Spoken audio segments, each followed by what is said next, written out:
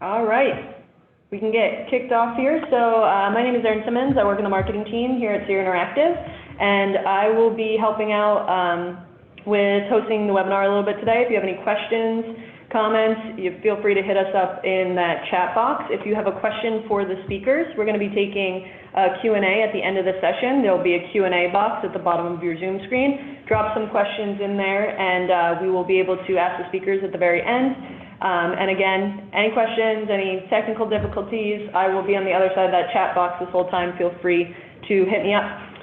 So without further ado, I want to introduce Kim Jones, a PPC team lead on our data strategist team here at SEO Interactive, and Dan Lauder, a PPC team lead focused on audience data here at SEO Interactive. So we are all here today because we are very interested in what we could do with 15% of our marketing budget back. So Kim and Dan will not only show you how to identify that spend that you can reinvest, but start to help you answer or ask yourself some of the right questions in terms of where you should reinvest that spend. So I will kick it off to y'all. Awesome. Thanks, Erin. Awesome. Thanks, Erin. So a little preview of what we'll be covering today. Essentially what Erin just talked about, we'll spend the first and larger part of the webinar talking about tactical ways to find efficiencies and ways to spend in your accounts. And then we'll talk about a few ideas on how to use data to inform which projects you invest in next.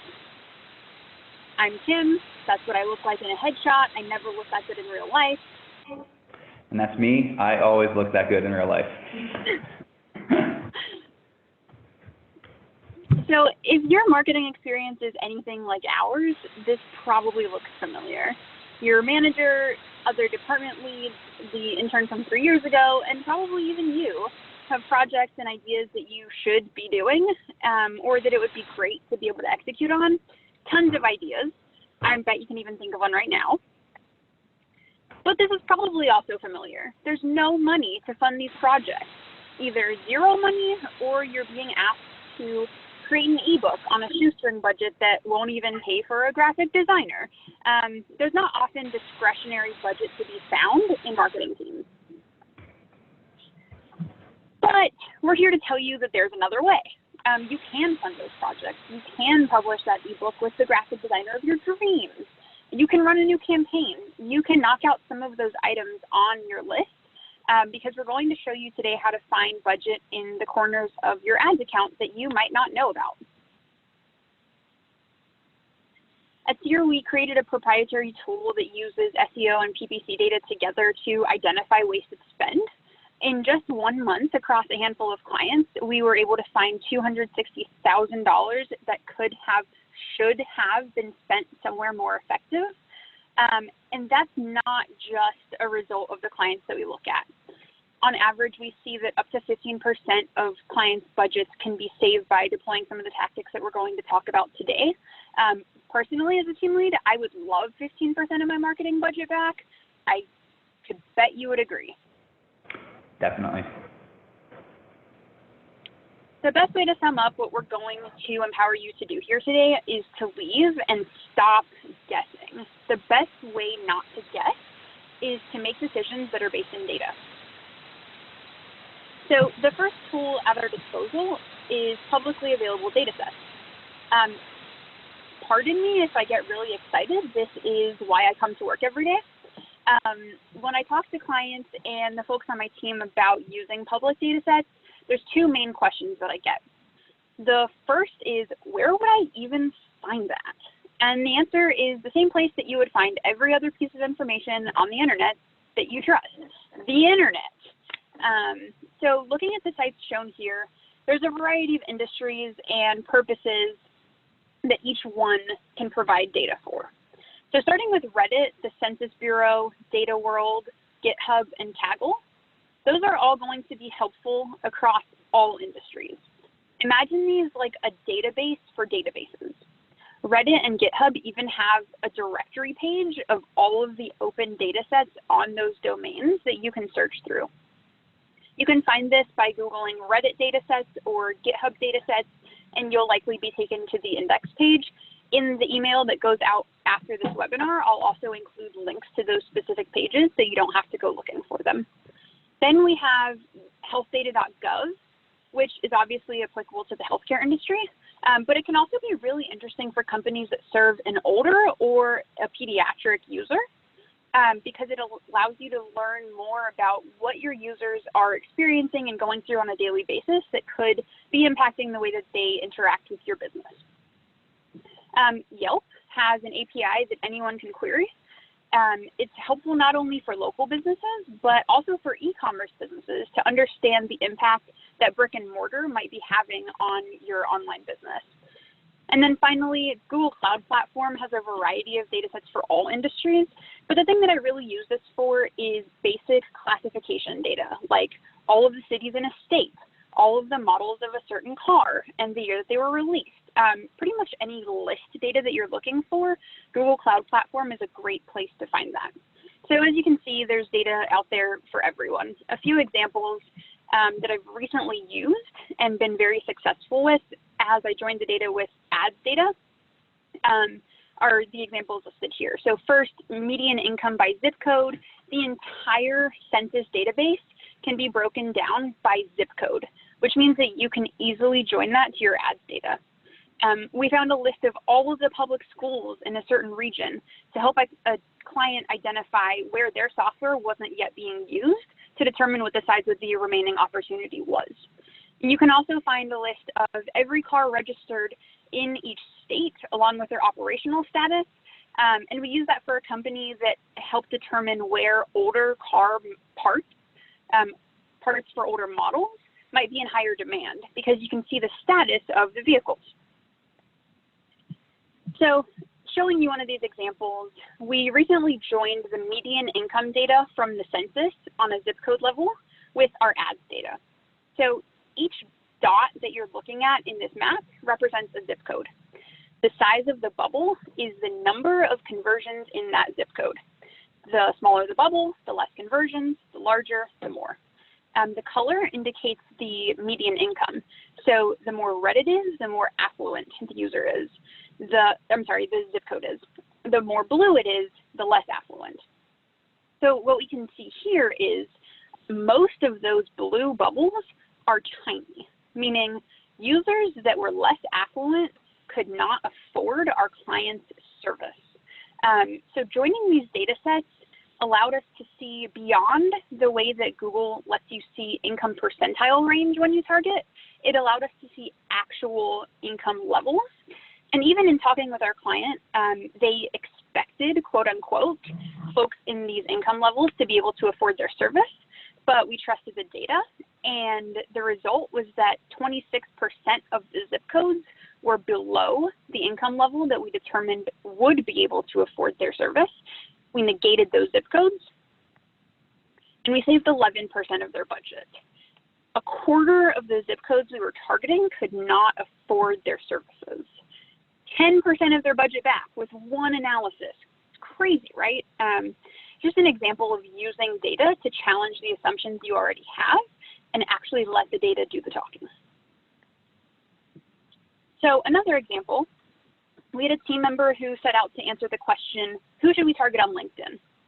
So to set the strategy on one platform, she joined two outside data sets, Google Ads data, with a data set on the Fortune 1000 companies that she found to identify which companies are located in the states where that client's ad performance is very strong. So she built this dashboard to do the analysis, and don't worry, we'll go through it a little bit at a time. And it looks at a handful of those data sets. So first, she wanted to answer the question, what are our top performing regions and which companies are there? So she looked at the regions that were performing the most strongly in their ads account, filtered the dashboard for that, and then at the bottom was provided a list of all of the Fortune 1000 companies in those regions. So from there, we know regionally where we should be. But then we can take a step deeper and look at our specific industries more valuable in those regions. So using the company's internal data and discussing with the client, they were able to identify which industries they should target that had a large presence in those regions. And then finally, they were able to identify whether or not the companies fit into the right category of client that our client might be interested in. So there's a certain revenue and profit threshold that makes a certain good customer for them, and she was able to drill into it. So she drilled in on 4 different data points and was able to basically reverse engineer ABM, give a client the list of companies that matched all of those criteria. They compared it with their CRM data, and now they're going to create very specifically targeted campaigns on LinkedIn to match the needs of those users.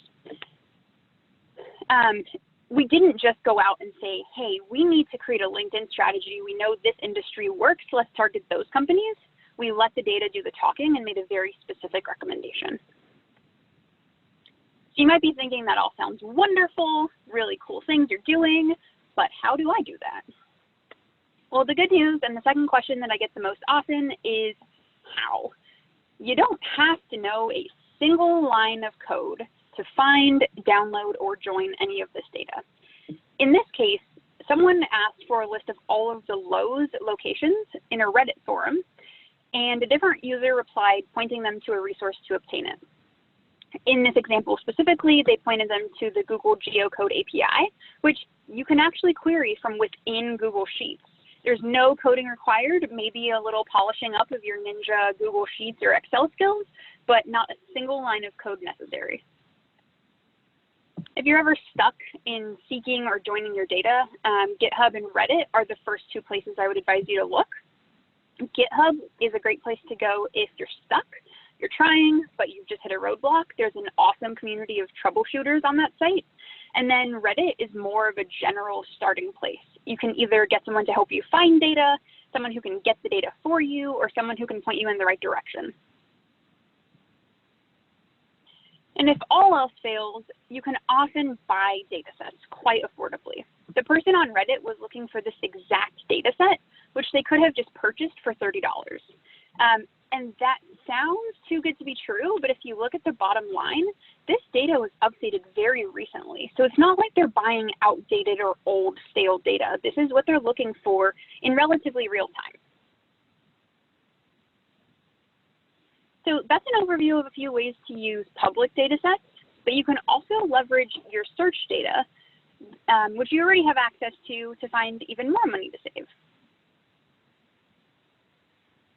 So if you've seen Will or Seer in the past 2 years, you've probably seen Will talk about joining your SEO data and your PPC data together on a scatter plot to find wasted spend and new opportunities. It often comes to life looking like this. Once you build it, the easiest way to start analyzing this chart is using quadrants. And if this looks like too much for you, the YouTube channel that we have, which we'll send a link to as well, will walk you literally step by step through downloading, cleaning, and joining your data to help you build the visualization that's on the screen right now. So on the x-axis, we have our PPC conversions with 0 on the left. On the y-axis, we have the minimum organic ranking for each search term. So each bubble represents a search term, and then we're looking at their conversions in paid and their ranking organically. So if we look at this in quadrants, the top left quadrant means that relative to all of your terms, these terms convert less, and they don't rank well organically, meaning that users are saying, this is not what I'm looking for, I'm not converting, and Google is saying, this is probably not super relevant. Your page is not very relevant for this query because they're not ranking you very highly. We often see clients spending up to 5% of their spend in this top left quadrant. So digging into that a little bit more, the first way to dive in is to filter your x-axis to look at terms with 0 conversions. So from the top down, what you'll see is terms with 0 conversions that rank between 60 and 100. They can often be a result of a bad close match variant that, gotta love Google. You've targeted your keywords a certain way, but it's a close match variant that is not what you intended to be targeting. This could also be products that you don't sell that are also matching to your terms because of your targeting settings. This is also a great place to find just flat out irrelevant terms. Looking from 20 to 60 in organic ranking, This is where we see competitor terms very frequently. Unless you have ultra optimized competitor pages on your site, I wouldn't expect you to rank on the first 2 pages for your competitors' names. We also see a lot of versus terms in this section. On e-commerce sites, we see very frequently under-optimized products or product variants that you don't offer, period. So this might be you sell a purple couch, but someone is searching for a purple striped couch. That's where you might see it here. It's a great opportunity to find new landing pages or product variants that folks might be looking for. But if you don't sell it, it's a wasted spend opportunity. And then my personal favorite is between 0 and 20, which is where we see a lot of terms looking for reviews and contact information that are just spending needlessly. On average, we see that clients spend between $2,000 and $10,000 annually on terms where people are trying to reach their company. $10,000 for users to reach your company.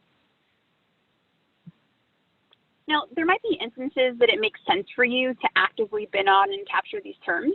By and large, though, we found that not to be the case. Generally, I would not be willing to spend Will's money for someone to talk to someone in our accounting department. When they can find our phone number on the website, they can, in that same query, find the phone number in organic results for free. For one client, we found $16,000 in spend in 1 year on all of these contact intent terms. Now, some of these were revenue-driving phone calls, but largely it was folks looking for their address to go into the office. Why were they spending $16,000 to get people information that lives in the footer of their website?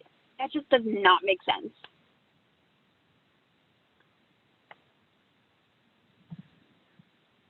So the next thing that we're going to dive into is outside of data sets, thinking about what a user actually needs versus what they're searching for. So I'm going to tell you a story. Alex went on a journey and searched for project management techniques. So the query that Alex put into Google was project management techniques, and this is what Alex saw. Does this look like techniques at the top of the page? Don't think that Alex said that they were looking for a tool. So they click on that first result, and this is what they're given. Alex searches techniques. Alex receives project management software. Doesn't this just scream marketing? This is what we just did to poor Alex. We promised something, and then Alex saw what was really delivered. The ad copy even alluded to Agile and Kanban, planting false hopes for poor Alex. If we go back and look at the search results immediately underneath the ads, Google lists an answer box. Google believes that Alex is looking for answers, so that's what they provided. So you can find this very easily at scale using some of the organic tools that you might already be familiar with. Each of the tools listed has a column that indicates result types, and you can pull that on a keyword level. You can then aggregate your data by result type and see how many keywords trigger each individual type. So for example, if you see a lot of keywords that you're bidding on or in your search term report triggering answer boxes or people also ask, that might be an indication that those are not conversion intent queries. They're information intent queries. Now, if you decide that you do want to be there in the ads, what you could do is test putting some of those questions that are coming up in the people also ask on your landing pages so that you're not only providing the information that people are looking for, but you're also helping push them through the funnel. You know who knows about intent even better than Google? The users themselves. So I'm going to pass it over to Dan to talk about our audience a little bit. Cool. Hey, thanks, Kim. Yeah, so we're going to walk through an example of what this looks like in real life for a specific SEER client. And basically, we were charged with needing to boost enrollment for one of our higher ed clients' library and information science program. So with an audience first mindset, and I think most of you probably do this whenever you're looking to optimize your campaigns and your ad copy and your landing page copy. You dug through your search query reports to look for possible missteps, and in our case, we found that people were asking how to become a librarian, and this kind of raised a red flag. And with a little effort, we took that and dug through sites like Reddit, and were able to actually validate that this was a common theme across users that were interested in becoming a librarian. It seems simple, and that's because it is. There's all of these quote-unquote audience tools out there that you can leverage for free. You can go to Reddit. There's literally a subreddit for everything that existed since the dawn of time. You can go to Quora, look for question and answers, reviews.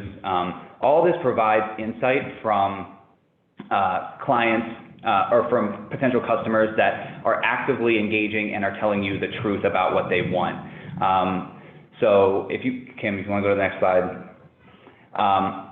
If you aren't sure where to start, I recommend digging through your search query reports and look at themes that need to be addressed well in your ad copy or landing page copy, and then just search it. And it seems so simple, and that's because it is. So in this case, I searched become a librarian, and Reddit was one of the, my box got moved there, but without a degree. Reddit was one of the first suggested search queries. So this is just telling us and telling the user and telling the marketers, hey, there's a lot of really valuable information out there for you to look for, and it's a great opportunity for you to dig in. So in our example, this turned into a very simple ad copy test. We had previously been referring to our client's program exactly how it's referred to on their website, which is a Master's in Library Information Science, which I'm sure most of you do whenever you're writing ad copy. And I know I'm very guilty of defaulting to the mindset of the client knows how to talk about their product or service. But in reality, our assumptions get us into trouble. Whenever you start guessing, you start leaving room for doubt and leaving room for error. If someone had asked me if I had any data about why I decided to use the control ad in the first place, I would have said no very reluctantly and kind of like hid my face.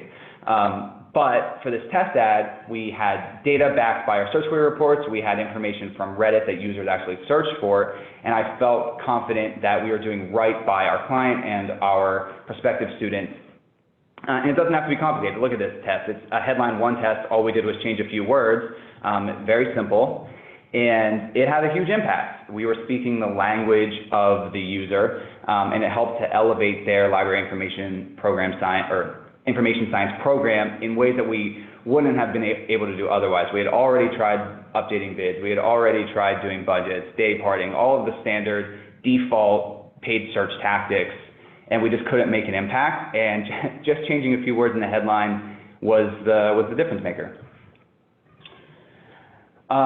So now we're going to jump into automation. We've talked to you so far about using public data sets, incorporating your search data with additional data sets and third-party data, and how to pull in user intent with your search data to kind of inform some of your audience strategy. So now we're going to shift gears and talk about some automation stuff. And what better way, and this is my favorite one, what better way to kick it off than with scripts? Old school automation that still can pay off today. The one thing that I see, though, that is a pretty common theme and probably a pretty widespread problem as well is that people are scared of scripts because they involve code. I'm personally not a coder. I don't know a ton about coding. I know just enough to be dangerous and screw things up.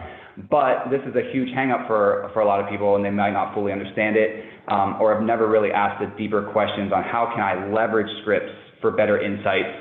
Obviously, there's a ton of things you can manipulate: budgets, bids, keywords, ads, whatever. But today we're going to focus on one, and that's how to level up your display campaigns. All right, so I love stories and anecdotes. I think they're one of the best ways to get a point across. And I put this in a very, very fun fairy tale font because it's actually very sad, actually. It's filled with lots of bloodshot eyes, strained, rainy dispositions, and I'm sure many of you, just like me, have been on a quest to analyze your display performance by looking at the placements that your ads show up on. But you find, to the surprise of no one, that there are thousands upon thousands of sites in your placement report. So like any good paid search practitioner, you would start filtering your data. Maybe it's by impressions, maybe it's by clicks, maybe it's by cost, or conversions, whatever you need to do to make the data more manageable. You probably find some good things to negate, but at the end of the day, you miss a lot, and no one even has the time to actually visit all of the sites to really see if they're relevant or not. And I have this highlighted, Tanks GG, it's converted. In a lot of cases in my past life, I would have filtered out all the converting sites. But whenever you go to tanks.gg, you find this really strange online tank game that just doesn't seem like it's a relevant conversion and likely wasted spend for your client. And just like me, you were probably guessing too. So wouldn't it be nice if there was some way to quickly determine if websites were worthwhile display placements? And guess what? There is. All you have to do is ask deeper questions. It's super simple, and I'm going to keep referring back to it's super simple. All you have to do is ask. And stop guessing. So those are my main themes for today. And so all you have to do is ask, where can I get data that gives me the quality of a website or a placement? And in this case, the answer was using a tool called SEMrush that gives you the trust score and authority score of a website, basically just how trustworthy a site is. And then, like Kim had already talked about earlier, merging that with your display placement data. You have one set of data, you just have to go get one more set, and then finally pulling them into a tool like Power BI or Tableau or any other tool that you can use to merge data, and turning your initial boring analysis into one that you can actually ask questions and find real impactful themes of irrelevant websites. So what this means and what this really turns into is an opportunity to automatically negate all of these irrelevant sites and domains moving forward. So when you run this analysis, I don't think you would be surprised that a lot of display campaigns are wasting a ton of money on junk. And for one client at Seer, it was $88,000 in a year. For another one, it was $47,000 over the course of 5 months. And we have a blog post on exactly how to do this. And this will be shared out afterwards in the follow-up email. But we were able to automate all of the things we found in the analysis by using a script that just negated placements and top-level domains. Here's some quick hitter scripts that you should be using now. They're commonly used across Seer, and they're just very helpful.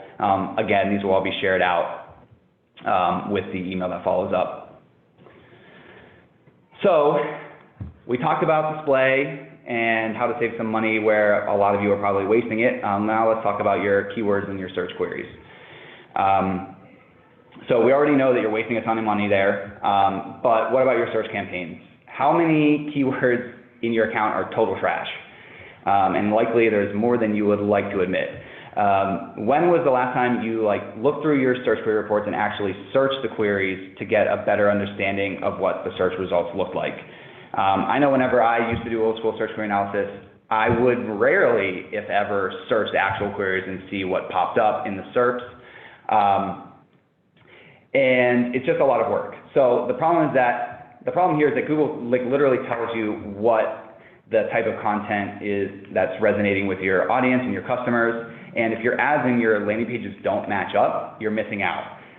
Again, this comes back to the question of how can I pull in organic search results at scale to merge with my page search query reports to just get greater insights. And the answer is using a tool like Stat or SEMrush or Ahrefs to pull down organic data. You merge that data with your search data and then look for insights. And Kim already went through a lot of this stuff, how to look at it with the quadrant view and understanding the rankings of organic sites versus how your keywords in search are performing and spending and converting.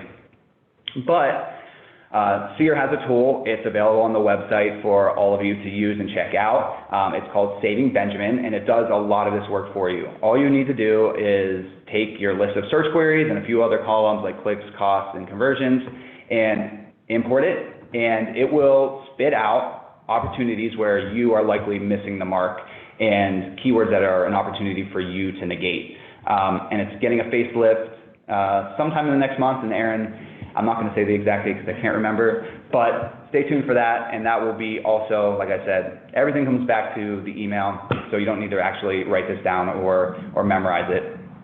But we use this tool internally. It's a little bit more beefed up internally, but we've been able to identify $500,000 in wasted spend for clients year to date. So we're pacing towards $1 million, which is pretty crazy. So like I said, it's simple when you ask. It becomes simple when you ask the right questions. Don't be dumb.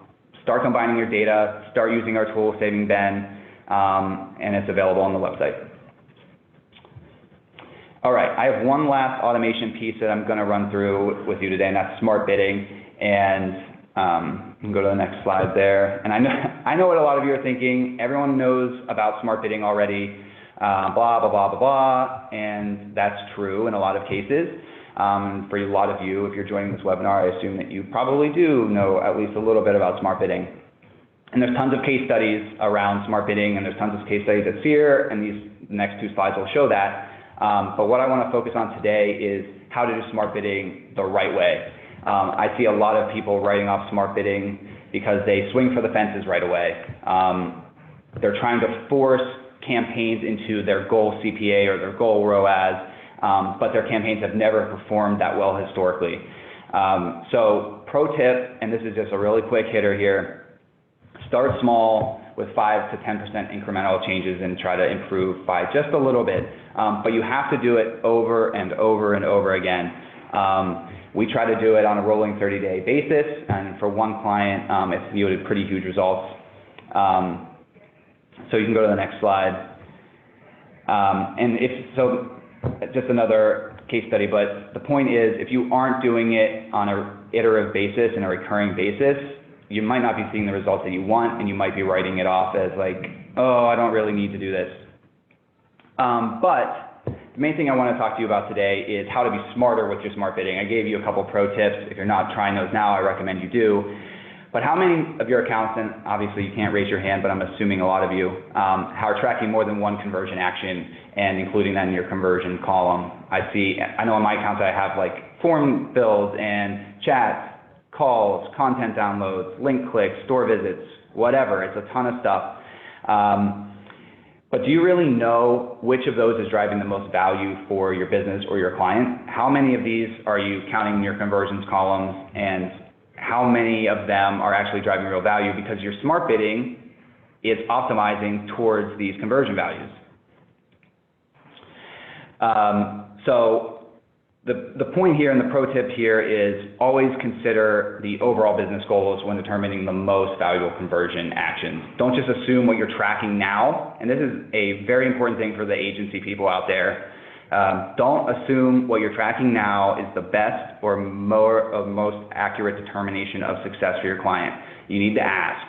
It's not, oh, I've always been tracking this form lead, so that's what drives the most value, or calls or whatever. You need to ask, and it's one of the most important things. So the way to combat this uncertainty with smart bidding is by using conversion action sets. This is a relatively new feature in Google Ads, but it helps to eliminate a lot of the guesswork in smart bidding that we went through with all of your different conversion actions. It's very easy to set up. So once you understand your business goals, and that's the big caveat here, you're able to create a conversion action and then assign that conversion action to your different campaigns to optimize towards what really drives business impact and business value. And doing it the right way can have a huge impact. For one client that I work on personally, we've been using smart bidding for over 2 years almost, and constantly iterating, constantly optimizing, and over the last year we were able to drive over 1,500 more leads than we were the year prior, and we were able to do it more efficiently with $180,000 less in total spend in Google. So Pretty impactful if you're willing to put in the time and do it in the right way.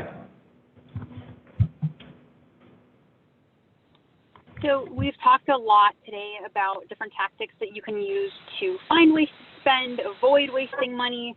Now we're going to dig into some of the questions that you need to ask to successfully determine where to reinvest. Cool. So we talked a lot about different tactics, like Kim said, and at SEER, the way that this looks in most cases is merging your organic and your paid data to find unnecessary paid search spend where your organic coverage is already strong, and then asking the next question. Always be thinking about what's next, and that in this case of this presentation is incorporating third-party data to find additional ways to spend, like Kim mentioned, with the affluency of different zip codes. And for one client, this resulted recently in $30,000 that they're able to reinvest in non-brand search, which is an opportunity for them to increase their reach. But it doesn't have to be non-brand search. It could be literally anything that you want to test. And we're going to get into some leading questions now on how you determine where to reinvest that money that you found with some of these tactics. So we always lead our strategy and our analyses by setting the table with questions to answer, and then laying out a menu of data options to choose from. So some of the questions to start asking yourself include, which channels already perform well that are budget constrained or that we're not able to run at full capacity because of our budget? The example that I showed with the zip codes and the affluence, we were able to add 2 additional campaigns targeting new service lines that we didn't previously because we now had the budget. Which leading indicators do we have for success on initiatives on our wish list? So if one of your initiatives is to run TV campaigns, what data do you have around video? How do users interact with your video? Where are there entire gaps in our strategy? That could be on a channel basis, that could be on a funnel basis, that could be on a regional basis. There are many ways to slice and dice this question. And then specifically, if you look at the sales funnel, are you missing a stage? Do you spend a ton of money on brand awareness and you have a rock star sales team, but you're not missing, or that you are missing the nurturing stage? And then finally, where do you see competitors winning their audience that might be a good leading indicator that that channel works well for your audience? So regardless of which question we set out to answer, the first thing that we should always think about is what the audience needs.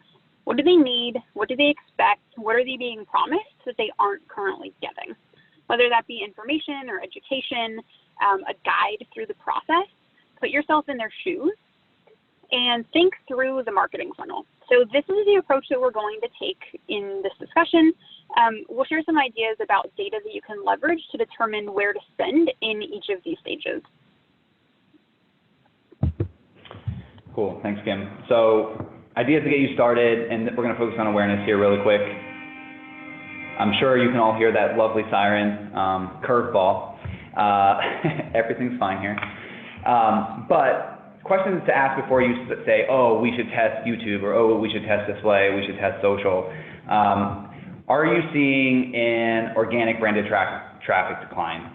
What macro industry trends are, what are you seeing? What are you finding?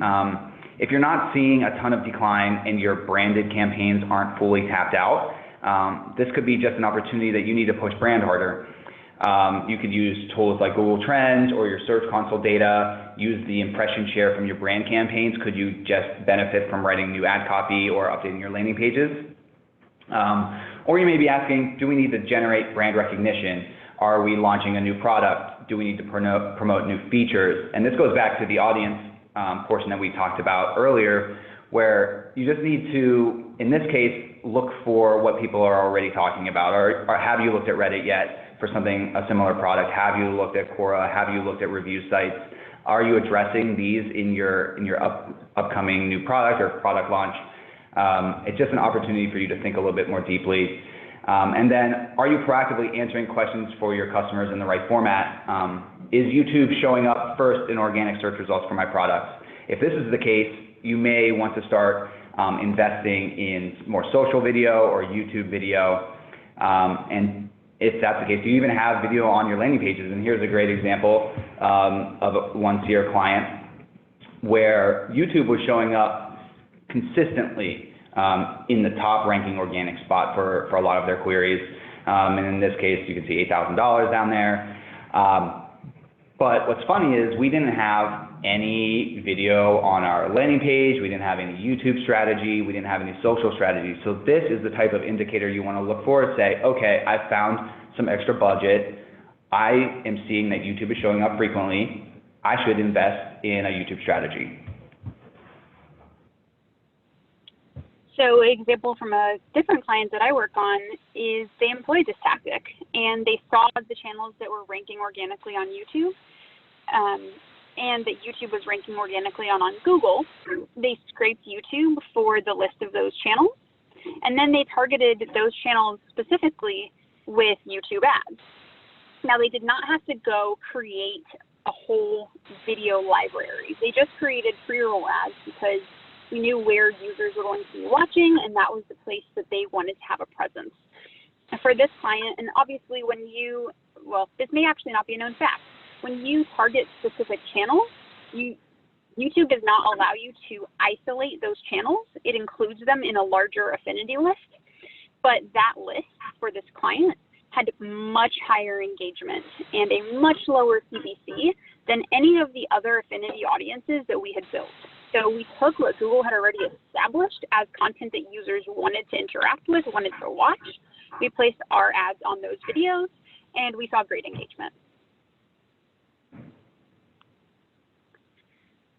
So brands usually understand the value of brand awareness at the top of the funnel and sales at the bottom of the funnel, but usually the middle is a little bit unloved. The crux at what we're getting at on this slide is that we want to deeply understand what our users are going through, looking for, and feeling as they go through the consideration and decision stage. So some of the questions you might ask yourself, are, if you have a brick and mortar business, why aren't people coming into my location? Follow-up questions, can they find it? Is it close enough to them? Does it make sense for them to visit your location? What features do customers love about my product and service? And what are their chief complaints? There is a wealth of data on the internet. I'm sure you probably already know your customers' chief complaints, but you might not know what they love. You may not also know your customers' not your customers, you may not know users' chief complaints about your competitors' products, which you could then use to differentiate in your ad copy or your landing pages as a distinguishing factor. Then, does the content on the internet match the features that users deem the most important to them? I'll give you an example of this. Going back to project management, oftentimes when we think about project management tools, we want it to be able to fit any style of project management that we want. So that's kind of the approach we were taking with the client. Turns out the biggest concern in audience research that we came up with was the security for enterprise clients. We weren't talking about security anywhere in our ads or on our landing pages. We were talking about the ability to use it in all of the different styles. So this is an example of actually getting into the head of your audience, speaking to them, seeing what they're talking about online, and applying it. Other questions, who are users comparing you to? You might find some interesting new competitors, up-and-coming competitors, by looking at your search query report for versus terms. And then, what is the public perception of our company that might encourage or discourage them from choosing us? Are you doing something awesome that you have not put enough spotlight on and could benefit from a PR campaign? So a few data points to use to consider this. External data, you can use review and comparison site text. You can use population data and traffic data on the local front to understand users where they live in the relation to your location. You can use Amazon and reseller sales and search data to understand what users are looking for on those sites and see if the search queries would be applied to your site as well. You can look at your paid data. You can look at versus terms. You can look to see if any of the terms that you found on review sites are mirrored in your search queries.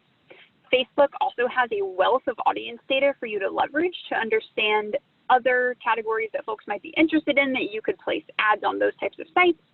And then finally, organic data. And so organic competitors is a big one here. If you see that review sites and comparison sites are coming up in the top 20 results, you need to have a presence on them. So number one, claim your listing on those sites. Number two, many review and comparison sites offer an advertising option. It's worth exploring. And then finally, pushing users into action. So a lot of this is trying to understand your current users and their behavior and how we can scale that to new users. So looking at coupon sites and resellers, a lot of times businesses create these relationships on purpose, but as search marketers, we want to understand, does our average order value, does our customer lifetime value differ for folks that use a coupon versus those that don't? If you find that coupon usage increases the number of times a user returns, by all means, create a coupon page. Why are you going to let someone else take that traffic when you can offer it yourself? Are PLAs or text ads more efficient for your conversion action? A lot of times, both show up in SERPs. It's worth testing both to see what works the best. So again, just some data to explore: performance of text for shopping ads, Amazon sales performance versus your PLAs, the quality of placement sites, again, audience data galore for social, coupon sites and referral traffic coming in from them and how that converts is really helpful. And then you take all of this, you fund one idea, and you rinse and repeat. So by the time you have finished executing on whatever initiative you choose, there's likely additional room for finding efficiency in your campaigns and account again. So to sum it all up, step one, find efficiency. Start by asking the questions, finding the data, joining the data, using information about your audience, scaling this with scripts and smart bidding, and try the Saving Ben's tool so that you don't have to do all of this work yourself. And then step two, you can make data-driven decisions. It's a real joy to see the results of these, and it's often much larger than you would expect. So I'm going to pass it back to Erin for a Q&A. If you have any questions, you can submit those in the chat box. Thanks, y'all. And thank you for a great presentation. I'm going to go get into my data after this. So let's kick off. We have a couple of questions in here right now. And actually, the first two are taking us way back to the beginning of the presentation. So Kim, I think we can send some of this information out in the email as well. But one of our attendees would like to know where exactly they can download the median income by zip code list for the U.S. There's two places. The first is on the U.S. Census site. They have the entire census information, or you can categorize it by state. So that's the first place. The second is it lives on GitHub. You can download it in a CSV format on GitHub. Awesome. Thank you. And then that was a very popular analysis because our second question in here is also related to that. So this person would like to know, and I imagine that like census by income is going to be a really powerful data set. So this person wanted to know what was the criteria to determine affluence, basically? Was it just income, or were you using other signals within that data? Yeah, so there were kind of three data points there. One was absolute income from the census. Two was the ads data on percentile of income, you know, that Google lets you target the top 10 to 20%, all of those ranges. And then the third was talking to the client themselves. So we layered the absolute income with percentile income together, saw that a lot of the folks who we had were in the bottom, and then said, okay, if the bottom 20% of this income range is X, what do you see, client, that looks from your client on an income level that kind of matches? And the resounding answer was, yeah, that makes sense. Awesome. Cool. Thank you. One more just came in. So this is a good one. So can you share, or do you have any ideas for small, medium-sized businesses? Are there some general data sets, and I'll throw this to whoever wants to grab onto it, are there some general data sets that you're like, start here if everyone's like, oh my gosh, I don't even know what public data set to try? Where can we kind of like guide some folks to start off with? So I'll let Kim handle a lot of like the third-party stuff, but my first response to whenever this question is asked is always start with your own data first. You can glean a lot of insights, and then look for organic ranking data. So something I would use SEMrush or Ahrefs or a paid tool like Stat to get a better understanding of where my competitors are ranking, where I'm ranking, and where I can do a better job for my clients. But Kim, I'm sure you have a lot more insights into third-party stuff as well. You kind of took my answer, Dan. I was going to say start with your own data. The largest for small businesses, the really important thing is connecting with your customers. So the more that you can talk to your audience, the more that you can find that they're saying about your product category on the internet, comparing you to maybe your competitor sites. A lot of that is going to be scraping information off the web and analyzing it. We do have a blog on our site about a cool Reddit scraper that we can send out. The other thing that I would say is this varies greatly by industry. So if you're a local small business, Yelp, number one. Yelp's API is very easy to use. Number two, if you are a physical good, Consumer Reports has a wealth of information and what people are looking for when they purchase specific products. I would go there and make sure that you're able to speak on your website to everything that they speak to. Awesome. Thank you. So last question in case anyone pops in.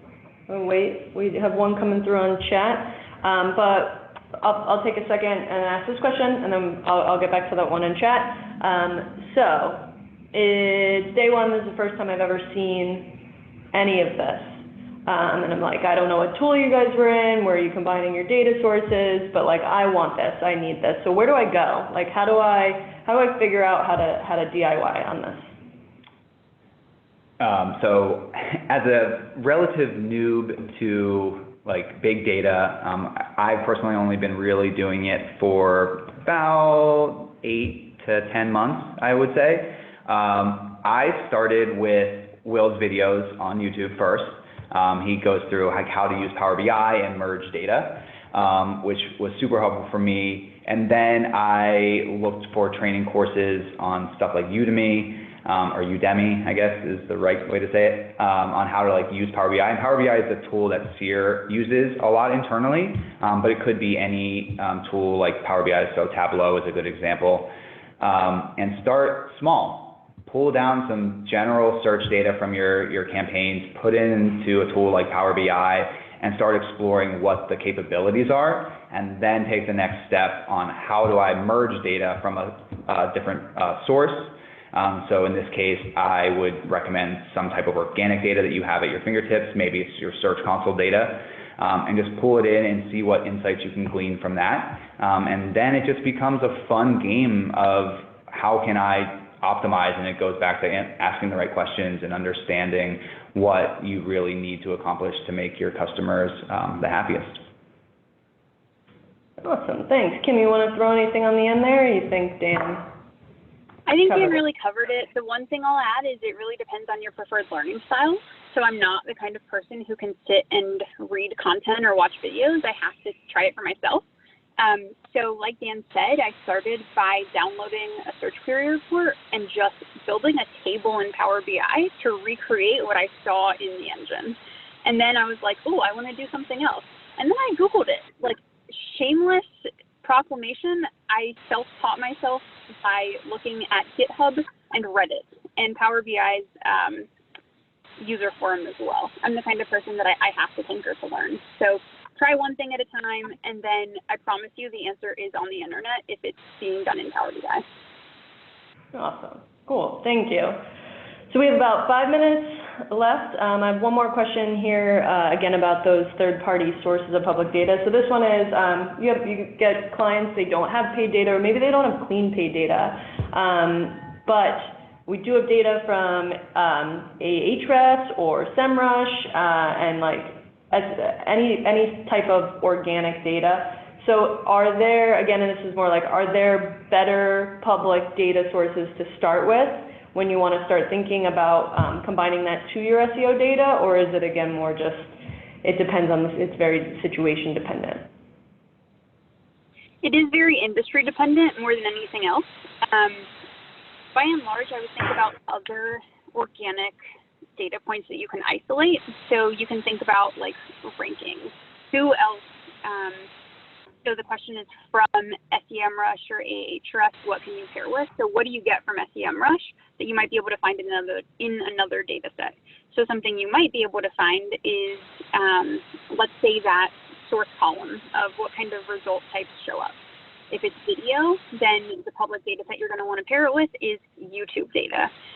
So just looking at each column individually in the data that you have, thinking about where else might I find this information and what could it tell me.